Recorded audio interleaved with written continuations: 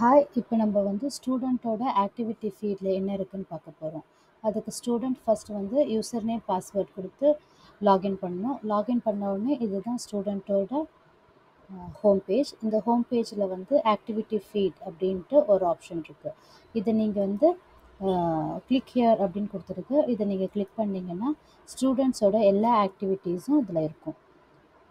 For example, அவங்க என்னென்ன test attend பண்ணியிருக்காங்க, என்னென்ன டெஸ்ட் அவங்களுக்கு ஷெட்யூல் ஆயிருக்கு, எல்லா இன்ஃபர்மேஷனும் ஸ்டூடெண்ட்ஸ் பண்ணுற எல்லா ஆக்டிவிட்டியுமே இங்கே இருக்கும். அதில் நீங்கள் பார்த்துக்கலாம்.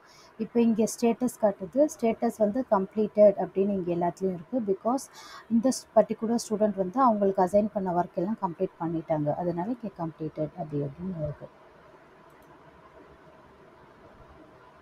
நெக்ஸ்ட்டு நீங்கள் மை ஆக்டிவிட்டியில் போனாலுமே அவங்க என்னென்ன பண்ணியிருக்காங்க அப்படின்ற எல்லா இன்ஃபர்மேஷனும் இருக்கும். மார்க் அவங்க என்ன பண்ணியிருக்காங்க எல்லா டீட்டெயில்ஸும் வரும். தேங்க்யூ.